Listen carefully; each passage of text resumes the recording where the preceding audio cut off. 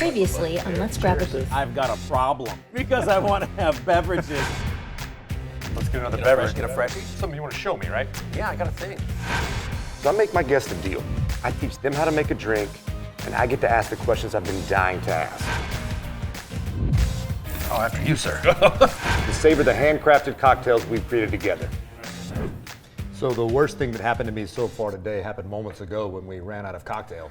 It's a sad moment. But Corey to the rescue says he has another cocktail for us. I do. Little play up on what we made first. You said maybe we're gonna do this with, did you say mezcal? Yeah. We're doing a little Okay. southwestern spin on the old fashioned. And instead of going with standard whiskey, we're going mezcal and Cointreau.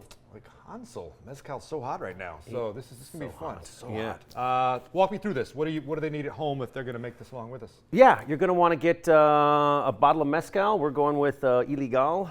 Great. And then a Cointreau or some kind of, what was that, triple sec? Triple segs, an orange liqueur. Grab any kind you like at home. If you've got Combier, there's a number of them out there. This is really easy to find.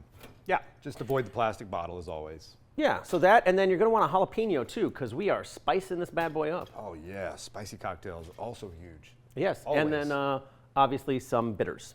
Okay, let's get rocking because I got a powerful thirst. Yeah, that's what I'm talking about. Walk me through this, bud. So we're going to start with the bitters. Okay. And just at the last one, we're going with 2 dashes or 6 little spritzes of this bad boy. If you like these little corks, any bar supply store online, look for Dasher cork, and this will get you what you need. I think I only put 5 in there. You could always do 7 too. You know, it's kind of. I can't count to 7, so all right. Fair enough.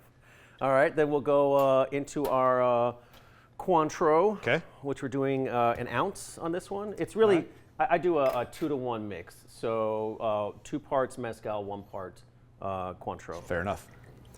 Good to the last drop. Alrighty. And our mezcal. And then we're going to go ahead and put some jalapeno in there right away. 1, 2, what are you doing? I actually went 2 with this one because I'm feeling spicy. I like that. Yeah. I like that. I mean, you could put in 9 if you really wanted to, or you could put in 1. It's easy. Oh God, no, not 9. I don't know. Depends on what kind of heartburn you like. So then we'll ice this down. Give her a stir. Okay. Just like how much? Just like standard a couple times to get it going? Yeah, a couple times, get it going, mix some things around a touch. All right. All right, Jim. And then we get a glass. Boom. Ice that bad boy up. Okay. Oh no. It's going off the rails real quick. And all right, we'll add in our jalapeno real quick. So we do a little beverage pour over. Okay. Help to just get some of that jalapeno flavor going into the beverage further. Got it. Bring a drink back. A little stir up.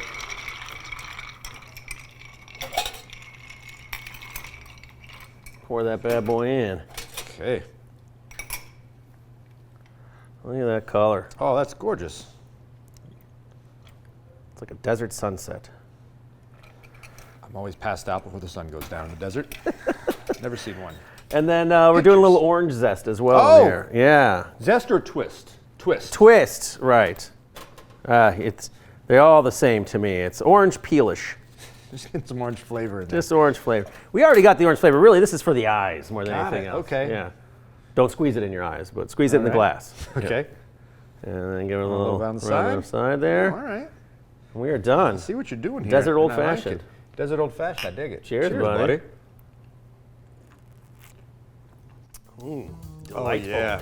Yeah. That's going in the repertoire. Tasty, right? Yeah, that's Yeah. great. Let's get back over to the booth and Let's go. put some work on this thing. All right, cheers, man. Cheers, buddy. Oh, that is good. Yeah, this tastes like the mirage I'd see crawling through the desert. Like, this is what I would want to quench my thirst. I mean, I think I'd see. I learned the recipe from Snoopy's uncle, right? Snoopy's uncle sounds like a corner bar I'd go to in Milwaukee.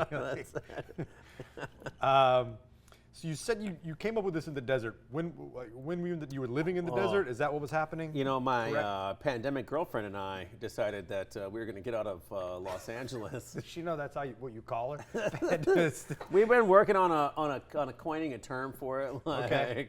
It's what was that? Like a COVID relationship type of thing. Like there's very much a we met each other during the times of sorrow. And we decided we were going to leave LA because LA wasn't LA, and so we'll go and sit out in the desert and discover each other. So you're out in the desert in Joshua Tree, riding out the pandemic with your pandemic girlfriend. We'll see how she feels about that at a later date, but just real bold on your part to label it that on camera. So for posterity. So all right, you're out there. You got the drinks going. You come up with this. Yeah. We were, I mean, dude, we just had so much space and we had a lot of time on our hands. We're both working from home. And so we went through a ton of cocktails. It was gin and tonic season. And so we were going through a lot of G&Ts. But then also, like we're trying to mix it up from time to time. And started drinking a bunch of mezcal. And so that's what kind of led us over to this little invention, which has panned out very well. This is great. This is wonderful. I see where this goes well with the desert and the heat. Yeah. It goes well with anything. Goes well with my lips. There you go. You put some ice in it and call it a day. To wet my whistle so that I can get back to what we were talking about before, we started talking about cannabis. First of all, how did you get into the cannabis market? What is cannabis marketing? Cannabis market. So it's so funny. Like I come from liquor marketing. That's my background. When I moved to LA, I saw that the cannabis market was taking off, but there were a lot of brands that people that were in it that just didn't know anything about actually marketing themselves. For so long, I mean, they're 3 generations deep and growing, but it's only been legal for a couple of years. Now they need to know, digital presence, brand continuity, all this stuff that goes completely over the heads of essentially farmers. So I can't expect farmers to know this stuff. But I want. It went over my head too just now, so I can understand. I understand where they're coming from. I mean, so at the end of the day, that's it. It was me having a desire to help out smaller companies to compete with big canna, right?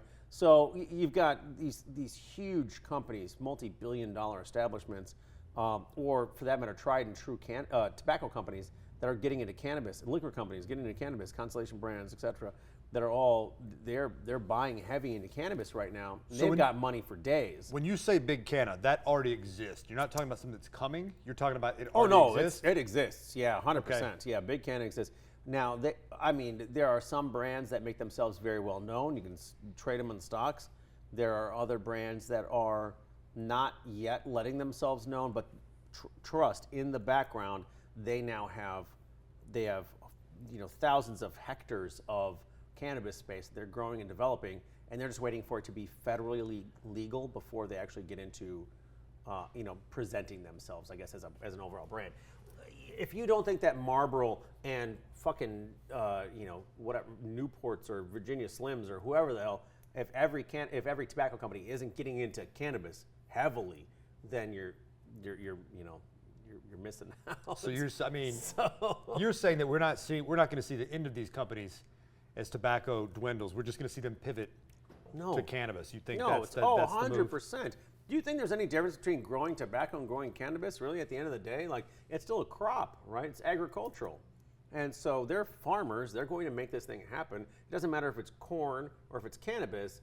They're going to create it. Soybeans, whatever. You pivot, And cannabis requires a little bit more finesse, but it's still, you're going to have your craft brews the same way you're going to have your mass market Budweiser, Miller Coors type of thing, right? So you're going to have your craft cannabis. You're going to have your huge chop and burn, massive establishments that go through it, and they're churning out a lot of the same products. Let's stick with the beer analogy, because I think that's the most fitting, actually. Do you see big canna? Am I saying that right? Yeah. It's going to be 2 or 3 big companies? I think that the beer analogy is probably the closest to the the cannabis analogy, right? Like as far as like markets are concerned, right? They are the most closely aligned. There's going to be a Miller Coors, there's going to be a Anheuser-Busch, there's going, you know, all those companies exist, and they eat up 2/3 of your grocery store beer space, right? And the beer cooler there, it's really 2 or 3 different companies that eat up a majority share of that space. And then you get your craft brews, right? And the craft brews take up a smaller space, but they're coveted, and that space gets eaten after, like in a small market, or for that matter, like when I travel to a new place, I always ask the first question when I go to a bar, all right, what do you guys have here? What's local? Because that's what I want to try, because it's indigenous to that area. It's something that's I'm not going to be able to find somewhere else, and I want to drink what you're drinking, type of thing. I think it's very much the same way when it comes down to cannabis, in that there are going to be a handful of companies that will own the lion's share. You can look on your dispensary wall and you'll find 50 different brands, but 4 companies own 30 of those 50 brands, you know? Sure. And then the other ones are a lot smaller groups, and maybe they're more local. And so it's kind of the same way in that you're grabbing your craft brews, you're grabbing your craft cannabis that's going to be specific to that market. And so the shit that you buy in Illinois is not going to be the same thing that you're buying in Michigan. It's not going to be the same thing that you're buying in the Carolinas or in Florida or in Arizona or whatever the hell, you know? So it's a really, I mean, it's fun space to play in, and there is a craft, you know, artisanal kind of aspect to it that comes along that that really allows for some play around. That gives you an opportunity to, like, I mean, for those brands to really make a name for themselves and to create something that's very unique to them and speaks to their ethos, you know, that you don't get from kind of the broad stroke companies that are just supplying weed to the masses, right? You know, you talk about this has been going on for a while, like these companies sort of planning this. So much has been written on where we should be now for years. The research has shown it. People have been, you know, there's so many advocacy groups and the advantages of cannabis and why it should be happening. There's no point in me asking you why you support it, because it's been said so many times. Why now though? Why are we just now getting here? What's gotten the ball almost to the goal line, if not over it? The wheels have been turning for a long time, right? California's had medicinal cannabis since the 90s, you know, like it's been going around for a good while now, and I think it's as states become legal on their own, and the tax implications that come along with that, the ability to raise a shit ton of money based on cannabis sales that have taken, I mean, using Colorado as the example, they went from a place of, you know, we weren't able to have X number of things in our public schools to now the arts are back, music programs are back, sports programs are back that didn't exist previously because the tax proceeds from cannabis funded those things. So when you're saying all that, which I'm not saying you're wrong, all that money's coming and all the arts are coming back and the schools have so much more money. There are definitely detractors who say the windfall hasn't been what it is, or they thought it was going to be. It sounds like you think it will ultimately become federally legal because there's just too much money left on the table. If it's only a matter of time. Yeah. What's your time frame if you had to guess? I mean, it's Mr. fun. President. Yeah, right. So, I mean, that was one of the things that, I mean, it's funny. Kamala Harris was horrible about this. She prosecuted harder than anybody else, and now she's an advocate. You know, so I think. Wait, so you're saying there's doublespeak from politicians? Like, it's so crazy. Weird. It's so weird. Yeah. So with all of them, I mean, it's at the end of the day, it's a dollars thing, right? And Colorado was able to bring back the arts programs, bring back the sports programs, bring back extracurricular activities they lost. And then we've seen this in every state that it goes to, that becomes legal in, you see this windfall. Now, some are less than others. Illinois did a really poor job with their rollout, and so they didn't see the tax dollars they needed. And they have a massive deficit right now, and so like they should be pushing it harder, but they're doing a shit job with their licensing, and so because of that, there aren't as many places that are open that could be. There aren't as many cultivators that are there, and so they have a need for cannabis. We also talk about a lot in this country the farmers. Yeah. We got to take care of the farmers. There's Farm Aid, and there's Yeah. Is the opportunity for growth everywhere in the country? Will cannabis? Can you grow it in? I'm from North Carolina. Huge farming, huge tobacco state. Will cannabis grow there just as easily as it grows not in Jamaica, but you can grow in Alaska year round. But you're talking about indoor grow facilities, right? So it's fine. It doesn't matter where we're at. That cost, doesn't that cost a lot of money to get going? Can you?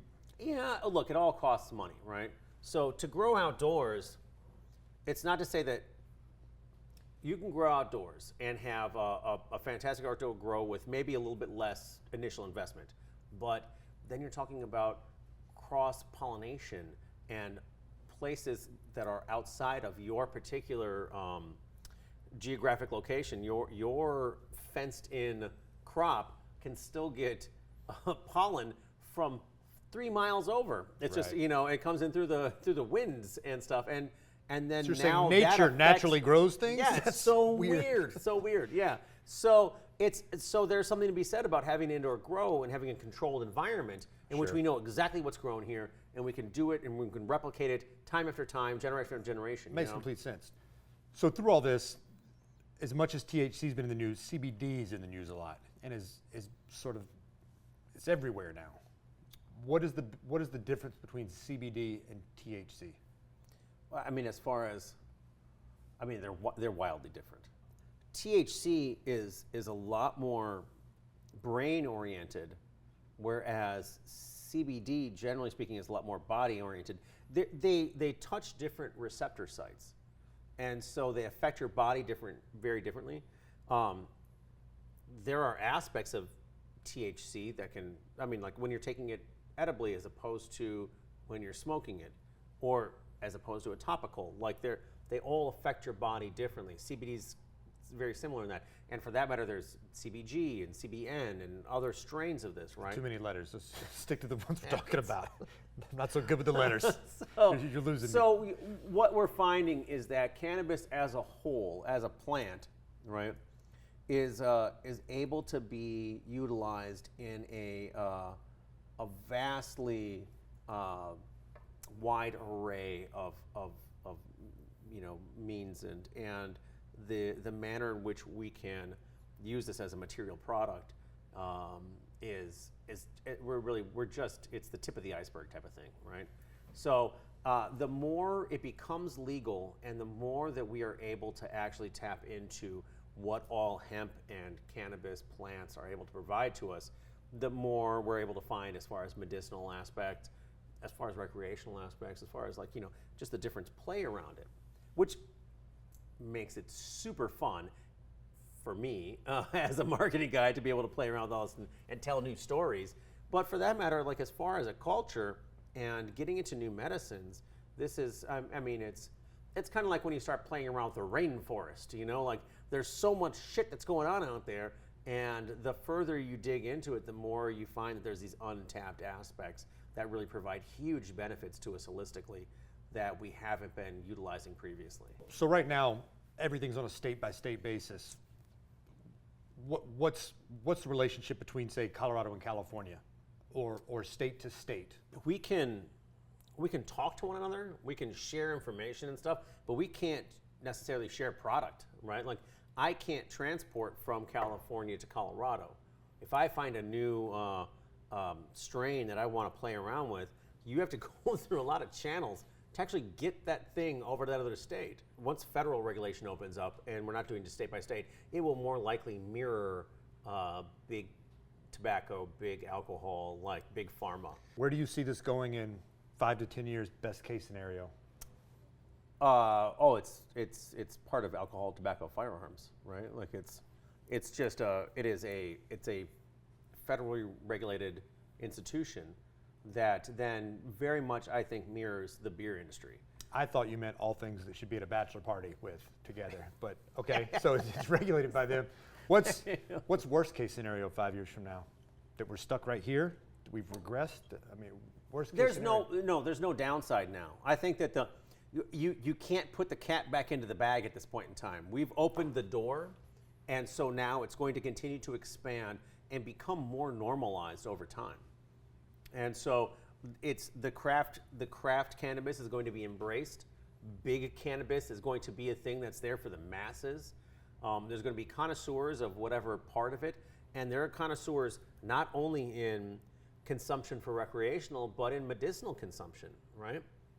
And so I think you're going to find very specialized strains coming out that are going to deal with this is for sleep, and this one's for your tummy ache, and this one's for because you're a crazy ass, and this one's for I just want to hang out and watch movies and play video games. You're going to find very specialized strains coming out that are a lot more specific to the end outcome rather than having some kitschy name that some guy created in his freaking backyard. See, my worst case scenario is I get on the phone with my parents stoned. They're stoned, and I have to have a conversation with them. But oh man, that's my best case scenario. But do we run the risk of it becoming overprescribed the way that we talk about big pharma overprescribed? There's a medicine for everything.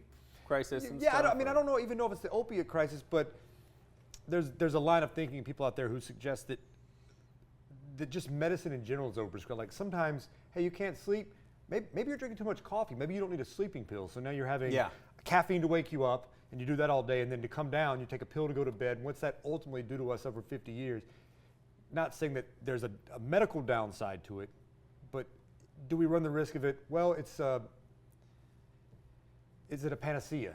Yeah. We as a culture, I agree with that theory in some regards, and that we as a culture are overprescribed, right? Like your kid doesn't have ADHD. Stop giving him Mountain Dew for breakfast. Like it's, I get it.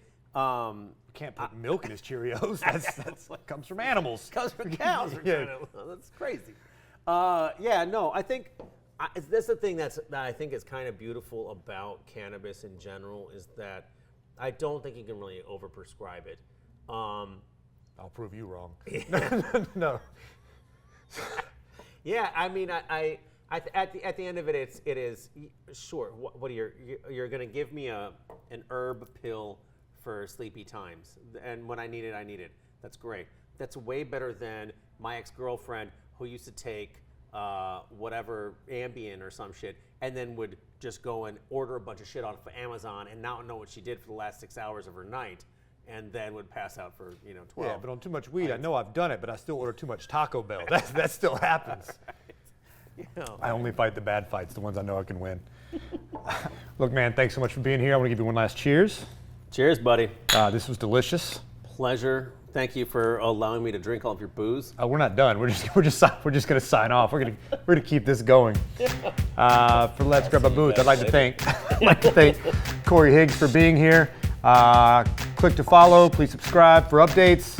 I'm Vance Daniels. This is Let's Grab a Booth. Thanks for tuning in.